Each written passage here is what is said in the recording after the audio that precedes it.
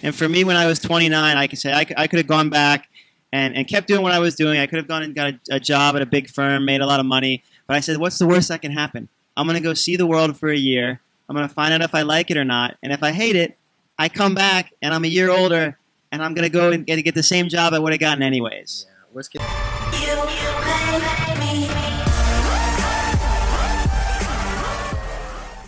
What's up, people? Welcome back to People That Travel, where I interview location-independent humans that travel the world and explain to us how is it that they're traveling, living this awesome life that we all dream of. Most people only get to actually experience this twice per year. But this person right here, Andy, has been doing it for more than almost 5 years, right? How long have you been traveling for, Andy? I started around October 2017 on a semi-full-time basis. Yeah. So it's been a little over 3 years. A little over 3 years, my bad. A little over 3 years. Andy has been all over the place, and I meet a lot of people when I travel, and I don't really receive a lot of value from maybe 80-90% of the people, but Andy has been one of the people that actually have sat down and have listened to him because he has explained a lot of things, not only about traveling and why it's so important, but business-wise, the opportunities that he has found while traveling. And I see Andy as someone that's very similar to me, which he doesn't just stick to one thing. When he feels that there's an opportunity somewhere else and he has his heart set on it, he goes on it, and he doesn't dwell on the past. So this is going to be a very good podcast. Please listen to this because Andy is one of the people that I look up to when it comes to traveling, and he's going to tell us all the things he has learned, not only through traveling, but through meeting new cultures and experiencing new things. It's nice to have you on the podcast, Andy. It's a pleasure. It's an honor, man. So give us a little bit about your background. You're American, right? Yep, Where yep. did you grow up? Where did you grow up, brother? So I grew up a little north of Philadelphia in Pennsylvania. Wow. And I've lived all across the Northeast, New York, Boston, and the last few years, different places all around the world. Right. So the last place you lived in America was? New York City. New York City, right. Yep. What were you doing in New York City? So New York City, I was involved in a startup accelerator called Antler Global for a few months. Yep. Was working on a couple of different startup ideas there. And then in February of this year, 2020, I took a leap and decided to come to Vietnam for what was supposed to be a month and a half work trip. Wow, just for work. Okay. What did you graduate in when you went to college? Business management and econ and philosophy. Okay. How did you get into the startup scene? It's something I was always passionate about. I launched my first company when I was 15. Right. Doing lawn care in high school, and it's kind of always been something I've been passionate about since then. So you're one of those, dude. You started very young. So you're an entrepreneur from a young age. You've always been an entrepreneur. It's always something that's excited me, gets me up in the morning, gets me going. Right. Driving your own path forward, making your own way versus being a cog in a wheel, which is, there's nothing wrong with that. Yeah. It just depends what inspires you, what gets you going, what fits in with your comfort level, your risk tolerance. These are all things you have to figure out for yourself because everyone's different. Right. Are your parents the same way, or where did you get this from? Yeah, my dad's entrepreneurial as well. He's been doing his own thing for the last probably about 30 years. Mm-hmm. So I get a little bit of that from him, definitely. Yeah. And it's just something that's always excited me from what I see people doing, the startup scene all across America. It's just an exciting path where there's opportunity for big rewards, big risk, big reward. Yeah. So throughout your lifetime, what type of businesses have you opened? And so I started on a more traditional path. I came out of school and out of university and went into finance in New York City and worked for a big bank for a couple of years. And then I quit that to launch my first company, which was surrounding helping people manage their personal and professional connections more efficiently. Right. Something we all struggle with. Right. I wanted a better way to do that. So I raised some money. I went down that path for a few years, had a couple pivots, varying degrees of success, and had really a good time with it. Yeah. What do you mean connecting people with other people? So when you can connect two people that can provide each other value, and you were the middleman. Essentially, the first business was around this concept that we have all these social networks. We're connected to so many people. We're more connected than ever before, yet so disconnected. I agree. At the same time. So it was about bringing those networks together, bringing all of the people you're connected with in these different places and doing a better job of actually staying in touch with and building relationship with the people that you actually care about. Right, yeah. Because right now it's like it's just numbers online. It's not really that one-on-one connection. No, it's one to many now. Yeah, one to many. Yeah, it's difficult. Okay, cool. And so you moved on from that, and what happened after? Yeah, so that company, we were potentially a little bit before our time. We had some issues on the tech side. There's numbers of reasons why businesses don't make it in the end. Right. So we don't need to go into all the details of that. Yeah, but after 3.5 years, I decided to call it on that business and transition to the other side of the table for a bit instead of being a founder to help founders. Right. Okay. So I used the skills that I learned from launching my business and running all the different aspects of it to help founders who were seed stage, early stage. Maybe they raised some money, they're trying to find their way, and I could help them. Essentially, my pitch was I can help you avoid making the same mistakes I did. Right. In the business world, in the startup world, and people don't always realize this, but there are some mistakes you just can't avoid making until you make them. Right. I agree with you. Okay, so you did that, and so what were you doing in New York that sent you to Vietnam? So New York, I was with a startup accelerator. We were working on a lot of really big ideas. We talk about the $1 billion ideas where it's a high chance of failure, right? But the success can be a very high reward. And it ran through a number of really good, really unique ideas, and ultimately decided that there wasn't quite the right founder fit, idea fit. There wasn't enough passion there. And I kind of went back to the drawing board a little bit, and I said, what can I do that's potentially a little bit lower reward, but higher chance of success, higher chance of making it happen? Because it goes back to that risk tolerance. Right. And at this point in my life, I was looking for something that was not as crazy, I guess you could say. Now, any idea has a bit of craziness to it, but something that wasn't like a shoot for the moon idea. And that led me to where I'm at now. It was a spinoff from my third e-com shop that I started. Right. Okay. So at some point you started doing e-commerce. Yeah. When I was traveling, starting in 2017, I was doing the consulting that we talked about for other startups, and then I started pairing that with my own e-com businesses. Low startup costs, easy to get going. Using Shopify, testing out different things, seeing what worked, what didn't. And my third store was a custom suit store with manufacturing in China. Right. And didn't put a lot into it. Probably started it with about $600 in investment, not even. And it worked. How did you source out your manufacturers? Through Alibaba? So we ended up finding it through a guy who already had the website. There's different places where you can buy stores that are already built. So we ended up kind of buying a store from this guy. It's a longer story. It ended up being sort of a scam. Right. We got our money back. We had the site. We had the supplier contact, and we just kind of ran with it. Oh, right. And so we had this supplier in China and just started, doing Facebook advertising, Google ads, and we started getting conversions. It started really picking up. And over the last the 18 months that we ran it, we sold something like 900 suits. Would you do this yourself, the ads sense, the marketing, or would you outsource that?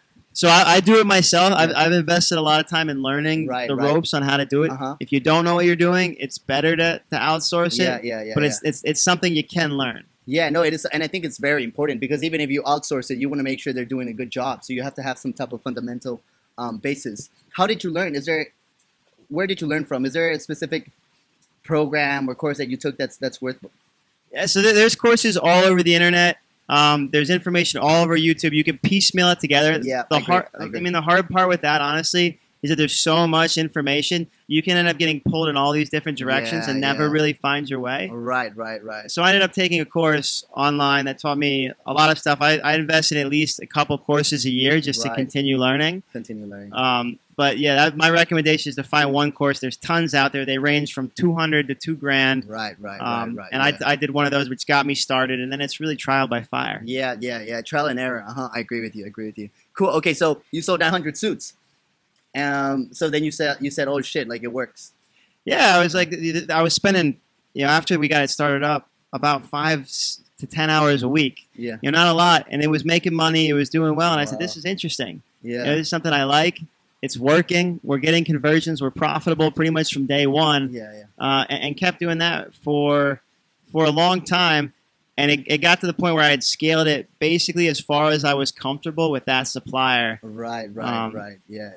kept that going while we had while I was in the startup accelerator in New York. And then at the end of that startup accelerator, I said, you know what, I'm going to go back to the suits, but I want to do it better. Right. Right. I've now proven that I can do this. I've proven I can sell suits. How do I create version 2? Uh-huh. And I'd heard about Hoi An, Vietnam as the garment capital of Southeast Asia. Wow. And I'm like, why don't I just go there, get on the ground, get my hands dirty, try to find some tailors, and see if I can make a better version of this. Where did you hear that Hoi An is the place that creates these type of suits? Or the material that they have is incredible. But I didn't know that until I got to Hoi An. How did you find that out? Yeah, probably from traveling. From traveling, okay. I spent a month in Hanoi up north 3 years ago. It was one of the first places I went to. Yeah. And had a couple suits made from there. I had an ex-girlfriend that lived in Hoi An for a bit. So I, just through the grapevine, doing your research, finding these things out. Yeah. No. And Vietnam in general, I think, has great quality of fabric and clothes. Because I remember I came here 4 years ago. And I was a real estate agent then, and I literally bought 4 suits, and they lasted way longer than any suit I've purchased. It's fucking fantastic. Yeah, the quality is great. It's a good balance of cost and quality. That's right. So during the time you had your e-commerce business with the suits, what was one of the biggest troubles that you went through? So with that business specifically, it's quality control, and sizing. Yes. When you get into custom clothing, it gets dicey. Dude, that's what I was thinking. Refunds must be. But did you guys offer refunds, or it was just a? So we didn't, because they were all custom made to order. Right. Yeah. That makes sense. It depends on the business. If you're getting into e-commerce, that's one of the big considerations. Because unless you're doing something that is custom, you got to accept returns. That's just the nature of the world we live in these days. Yeah. No, for sure. Okay, so you were set on, and you went straight to Hoi An when you were ready to explode your business. Yep. Okay. Yep. And how did you find the manufacturer you wanted to deal with? A lot of meetings. I did some research beforehand. I ended up meeting with probably 30 different tailoring shops, from the really big to the really little. Yeah. And, interviewing the managers, going in and reviewing their facilities, seeing how their operations work, and trying to find a fit that worked culturally too. 'Cause that's a big thing that a lot of people don't get. There is distinct differences between like a Western and Eastern culture. There's nothing wrong with those differences. It's just learning how to navigate them. Right. Things that we take for granted are very different in a place like Vietnam that we don't understand. So learning how to work with that and finding a manufacturing partner who understands my way of thinking and can help me understand their way is super important. And that's what I was going to ask, because I feel here people, they're willing to give you time, but if you take a lot of their time but you don't buy anything, they get really pissed off. And yeah, absolutely. And dude, Andy's one of the few people that I've seen. You're brutal with people, bro, but obviously it's taking you places. Come on. No, but in a good way. Like this is what I like to have fun with it. Yeah, no, but you think it wisely, as in like, look, I'm gonna spend a lot of money. This is my business on the line. I want to make sure I get the right person. And just the detail that you went to 30 different people and you had all these interviews and you made sure that you even spoke to the manager and the way they were creating the suits just goes to show the quality of suits that you are creating for your customers right now. Yeah. And the interesting part of the whole thing is I did all these meetings, right? And the one I ended up going with wasn't even on the list to begin with. I was coming out of a meeting with one of the big tailors. I met with their manager. The head guy was like out of town, so he wasn't there. He set me up with one of the managers, and we're like mid-meeting, kind of having a conversation like we are about me potentially buying thousands of suits over the next couple of years from her. And a customer comes in, and she like gets up mid-conversation and goes and helps the customer who's going to buy like one suit. And I'm like, all right, if your priority, and you could just tell that's a different way of thinking. And this is a good illustration here. She's more concerned with the one suit right now at this current moment than potentially hundreds or thousands of suits in the future. Right. And so these are the kind of differences that you have to learn to navigate. Because again, there's nothing wrong with those differences, but you have to understand and appreciate them so you can be a better leader. You can be a better a manager of your business and getting everything set up. Of course. So that's the one that triggered you to be like, this is the one. So I walked out of that meeting, not happy. I'm like, Jesus, they just don't get it. And I went around the corner, popped into a small shop, and an Australian guy comes up to me while I'm in there and starts asking me a lot of questions about the suit I want to buy. And I'm like, I get that you're being friendly, but why are you asking me all these questions? Like, are you just going to buy a suit too? What are you doing here? And he ended up being, he was the co-owner of the store with his wife, who's Vietnamese. and it was a perfect fit because you have the expertise of the Vietnamese with his wife and knowing how to handle the operations, handle the tailors, get everything done, maintain high quality, and you have the Australian guy Jerry who understands Western way of thinking, Western business. Right, right. Yeah. Long scale. That's crazy. That's crazy. And so, how long have you been working with them now? Since April. In April. Yeah. Okay. Yeah. When did you arrive to Vietnam? Mid-February. Mid-February. Okay. Before we continue talking about your business, let's talk about a little bit about your travels because you've been through a lot of places before getting to Vietnam. Yeah, So, sure. throughout those 3 years, where have you been? It's a long list, man. I think it's somewhere around 20 countries on Wow, 5 continents at that's this point. crazy, bro. But all over Southeast Asia, Australia, South America. Just a big thing for me when I got into my late 20s was I realized I had this moment where I was like, shit, I'm about to turn 30, and I haven't really seen much of the world, and that's always something that's been important to me. What has traveling done for you as a human being? That's a tough one, Christian. I think, I mean, a lot, of course. Yeah. It really opens up your mind to what's out there. The world is such a diverse, incredible place. A lot of us only know what we've seen or what we hear on the news, and the reality that's out there is a lot of times very different.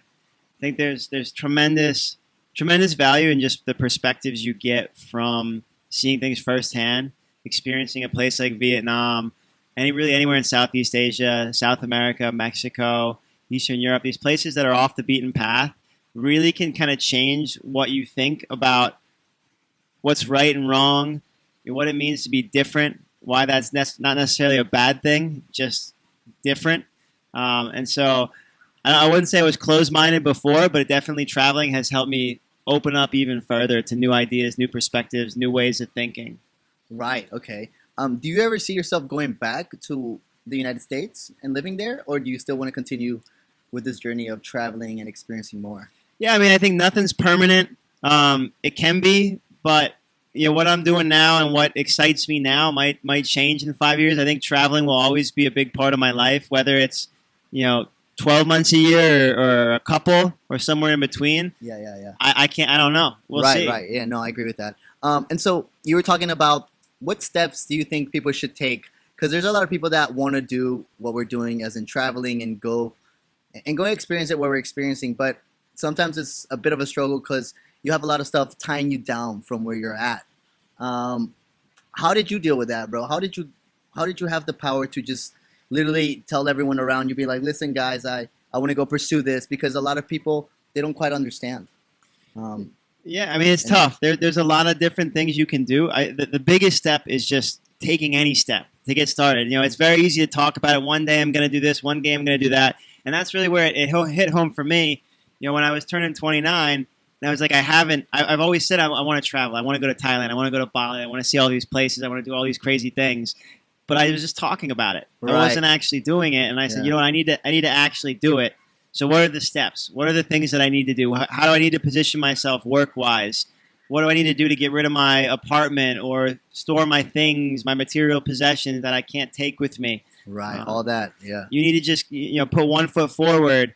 I guess you can start with work, and that's thinking about, one, how can I save more of my income now so I can start building up cash reserves? Because if you're doing consulting or something that's not as stable, you want to make sure if business runs dry or something crazy like a pandemic happens, Exactly. you're not 1 month into that going, I need to go back home because I'm out of money. Right, which is right. easier said than done, of course. And I'm not Yeah. I don't want to talk down that point, but it's just being smart with your finances, stocking money away, and having a plan, right? Because a lot of these places it doesn't cost a lot to live here. It's just getting here. Just getting here. I agree with that. That's I agree with that. part. Yeah. Yeah. And it's very interesting what you said, saving every dollar you get. I remember being in Australia and be like, I can buy this bottle of water for $4, or in Vietnam or anywhere in Asia, I can probably buy myself a meal for the day. And I started having that mentality right before I left. But what was it that motivated you, or how did you know that this opportunity was here? Did you watch anybody on YouTube, or how did you educate yourself knowing that, no, there is an opportunity over there and I'm going to risk everything to do it? So with the new business specifically? Not with the new business, just Southeast Asia in general. Well, Southeast Asia is always somewhere I wanted to see, and it's one of the hardest places to visit if you're, especially from the U.S., North America, because it's so far. You really have to come for at least 2 weeks, so you got to take a pretty Yeah, big yeah. vacation.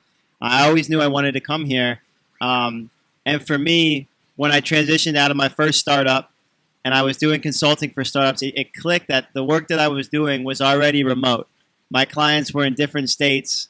They didn't care where I was; they just Right. cared that the work got done. So I realized I was in this remote position. I didn't have a girlfriend at the time. I didn't have any kids. There were nothing holding me back. And I said, if there was ever a time to do it, time was now. And I knew I had to take that opportunity and just get out there and see the world. Right. Awesome.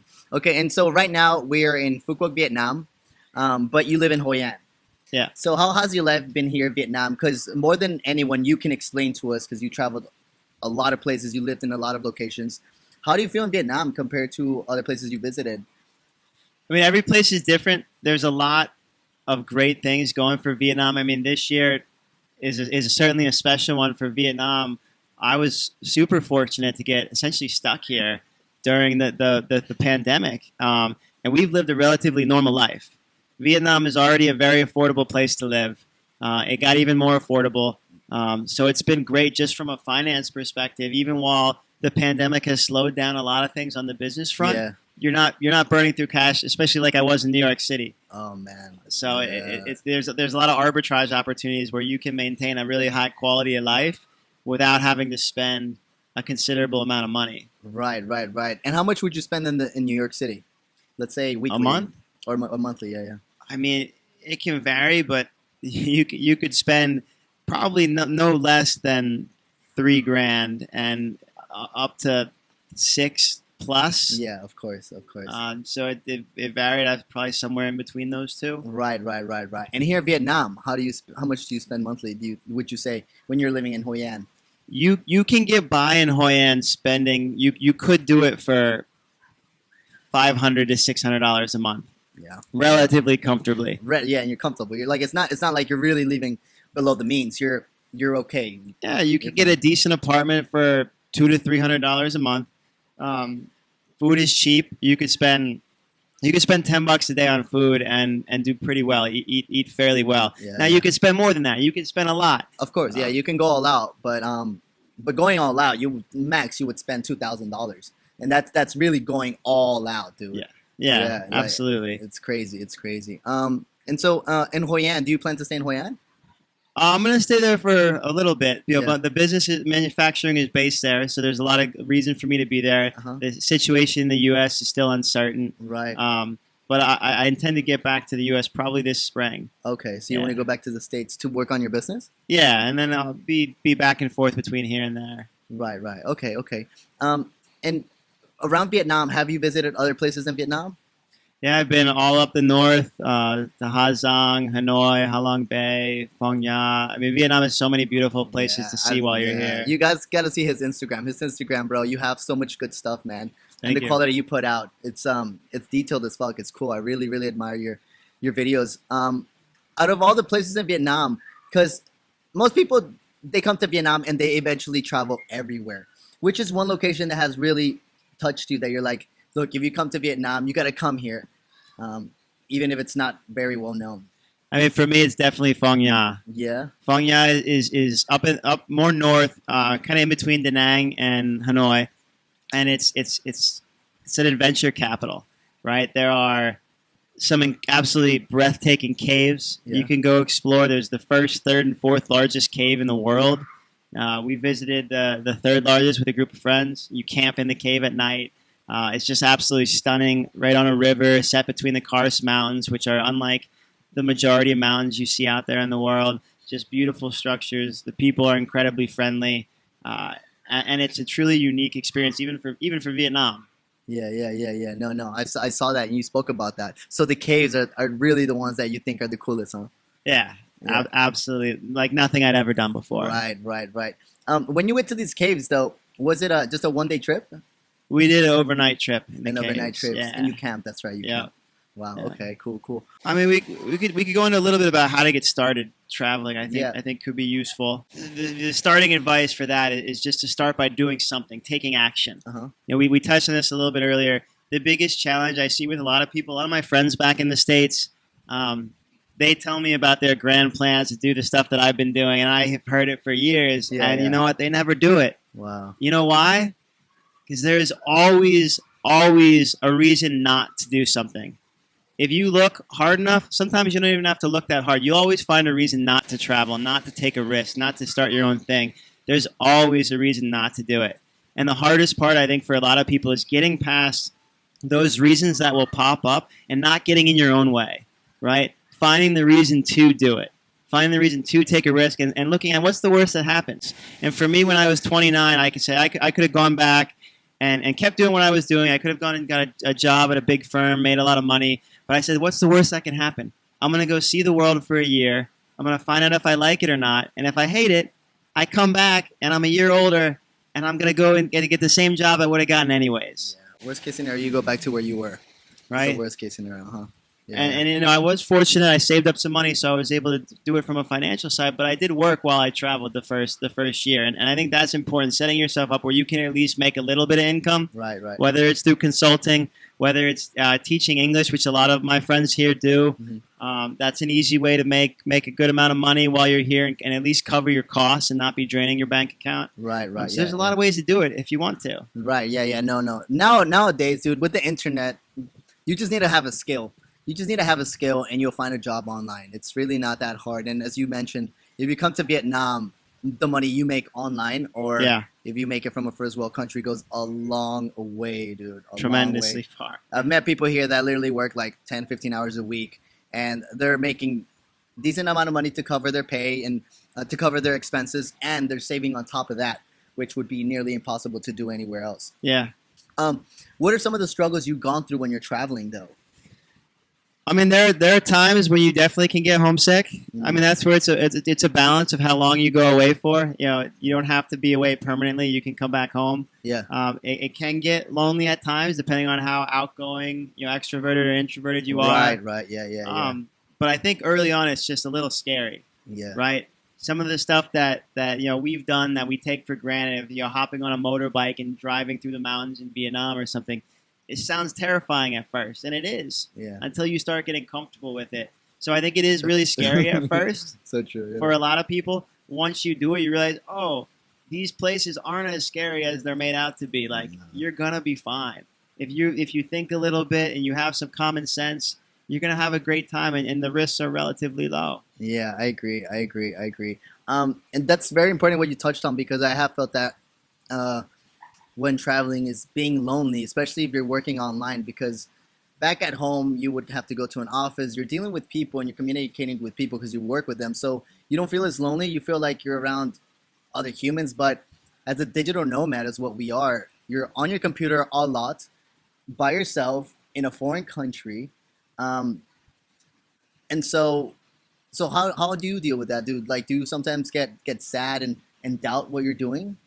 I mean, anytime you're going out on business on your own, you're kind of riding a wave, and that wave has highs and lows, and that's what I I remind myself constantly. Yeah. The people that I work with and work for me, I tell them the same thing. You have to balance the highs with the lows. There will be days when you feel like everything is going to go great. It's going to be super successful. You're having a blast. It couldn't be better. And you're going to have days where you're like, what the fuck am I doing? Yeah. Why am I here? And you have to, when you have those low days, you have to remember the high ones and use those high emotions. You kind of have to bottle them up and bring them out when you're having off days, so you can level them out together. And that's so important, because those highs and lows, they do happen.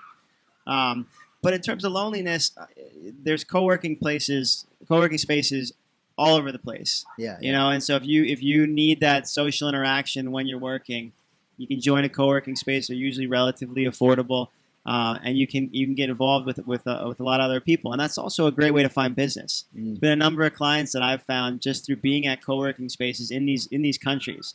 Right? I go there, I meet people, I'm doing my thing. You have conversations as you're working throughout the weeks and months, and you meet people and you find ways to collaborate. Right. Yeah. No, I haven't gone to co-working spaces, I haven't. Is there a lot of co-working spaces in Vietnam? I mean, in Hoi An, there's at least one. Okay, okay, So okay. some cities there are more than others. I've Right, been to right. cities where there's lots, Yeah, yeah, 5, 6, 7, 10, yeah, and yeah. then there's usually at least one you can find. Right. Okay. There you go. That's interesting. All right. So co-working space. What about dating scene? How do you feel the dating scene here is in Asia?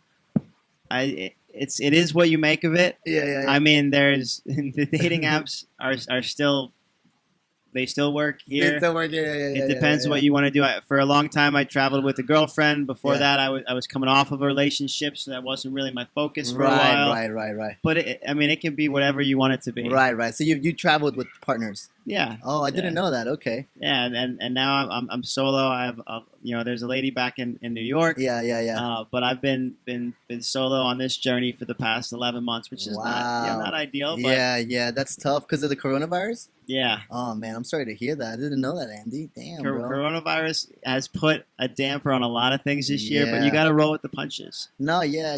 I mean, look, if you can get through this, you can get through anything. This is the worst that it gets. At least that's what we hope. Cool, man. Yeah. So you're happy with your life here in Vietnam, brother? How do you feel like compared to other places? Like because I don't know, man. I see you, bro. The few times we hung out, like you're always happy. You're so excited about the location here, and just this is an example of how amazing Vietnam is and the opportunities of receiving something so luxurious for. I mean, it's not so cheap what we're getting here, but it's way cheaper for what would you get anywhere else. For sure. Yeah. I mean, life here has been great. I, I like to look, I like to have a glass half full wherever I am. Yeah.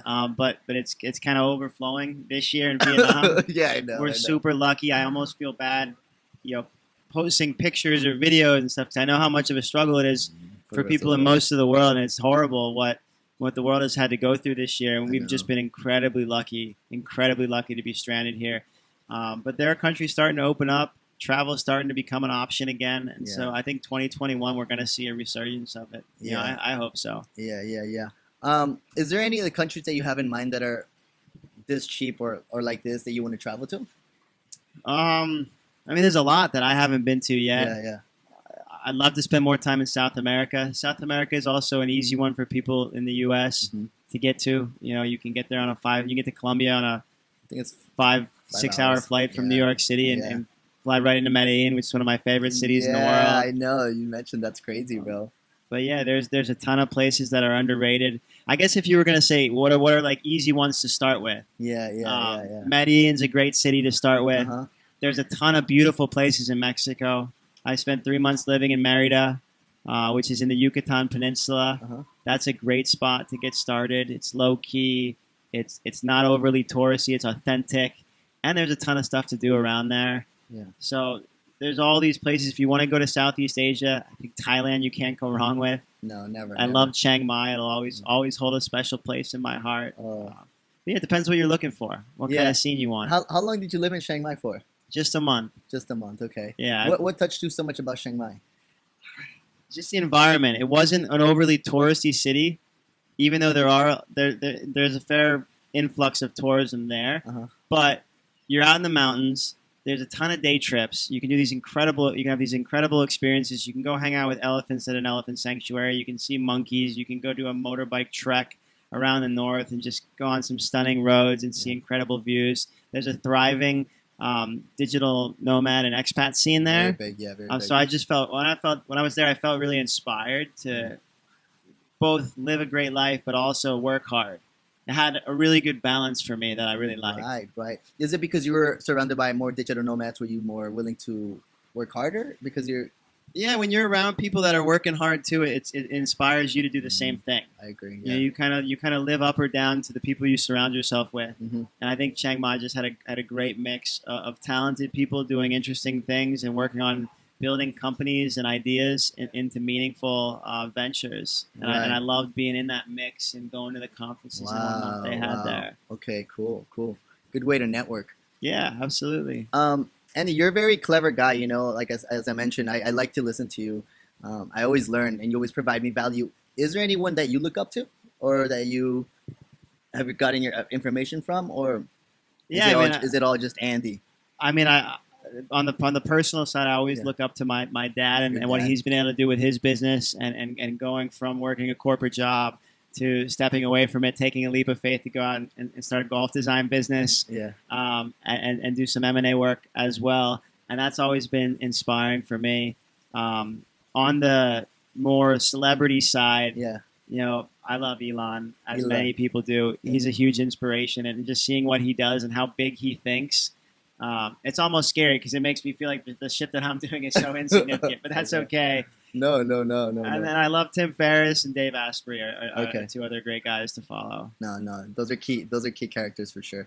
Okay, cool, man. Well, a lot of people that listen to this podcast are either very young and they're either just graduated from high school and before the coronavirus, like they had the doubt, should I go to college or should I travel first? Should I save up and travel?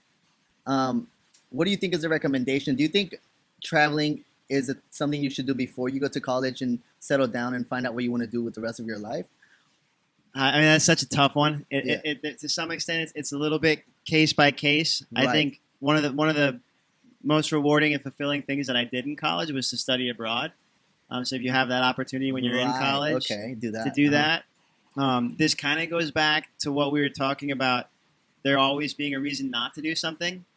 So whether you travel before college, during, or after, the most important thing is that you do it at some point. Because it's very easy to let time slip by and have these grand plans to do it one day. Right. One day I'm going to do this. Next year I'm going to do that. I just have to get these few things out of the way first, and that just spirals from months to years, and all of a sudden you're 45 and you haven't really left your hometown, and you're like, the opportunity's passed. Right. Yeah. And I wanted to ask you the same question, even after college, or even if you've been working at a corporate job for a while, still go and travel and just do it. Yeah. That's what you say. You got to make the time, and ultimately it comes down to your priorities. Yeah. We all have time. There's tons of reasons not to. I know I've repeated that a bunch, but it's so true. You just have to prioritize it. If it's something that matters to you, if it's something you want to do, go out and do it. And it doesn't mean you have to start off with a 6-month trip through Southeast Asia. It could be 3 weeks down to Mexico or Colombia or Buenos Aires or somewhere else. It doesn't have to be this massive undertaking right out of the gate. You can ask for a sabbatical at work. You can save up some money. You can do a lot of these countries very affordably. Yeah. It doesn't have to be like a $10,000, $20,000 cash outlay. No, it doesn't. It doesn't. I agree with you. I think it's just doing it, because as soon as you do it, then you start realizing, and it literally opens up another part of your brain where you're like, wow, if this is possible, I can't imagine what else is there to see in the world. How is the feedback that your clients are giving you from all the way in Vietnam? I'm sure it's ridiculous, because for them to get something that good of quality in the United States for the price that you offer is impossible to find. It's been good so far. I mean, we're at this unique position where we're able to offer something that you'd have to spend $1,000+ for in the U.S. Yeah. And we're able to do it for a fraction of that. Yeah. So we're in a fortunate position to be able to do that and be able to serve the customers in the way we do. So I'm super lucky, super grateful. I'm not the only one who's doing this. I'm not the only one who can do this. Yeah. But just people in general who want to go out and do their own thing. Again, it's taking that first step. Right. Taking any step, you're going to fail. You're going to mess up. You're going to make financial mistakes. You're going to make emotional mistakes.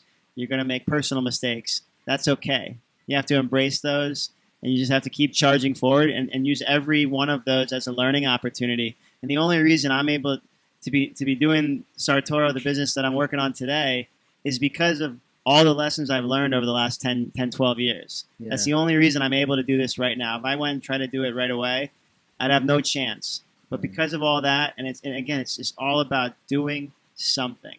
Yeah. No, I agree with you, man. Trial and error is it's the only way to succeed. Yeah, trial and error, and I think the biggest thing that people don't do that has become a priority for me in recent years is investing in yourself. Right. And what that means is pay for a course online. You're like, oh, I don't know if this digital marketing course is going to be worth it. Is this $200 worth it? It might not be, but it might be incredibly valuable. And if you do enough of those, you're going to learn. You're going to get value. You're adding skill sets. you're building your ability to make money, to live the life that you want to do. And so by continually investing in yourself, even if you're working a 9-to-5 job, to learn additional skills as you go, that's going to empower you down the line to be able to travel and do the things that we're doing. Thank you so much for being on the podcast. It was a pleasure, man. And if you guys want to follow Andy, please, I'll leave his Instagram in the description. Look at his stuff, bro. It's awesome. I love the content that you create, and most importantly, like, your business, man. That's awesome, man. Thank you. I respect the detail that you're going to I appreciate it. to make sure that the customer is getting the best quality possible. And guys, thank you so much for watching again, people that travel. If this was value to you, please give us a like, give us a comment, give me some questions that you guys think I haven't asked people in the previous podcast that you might want to know about. And as you guys know, all I want to do with this is motivate you guys to take action, to travel, and get to see what the world has to offer. Until next time, Christian Rodriguez, bye.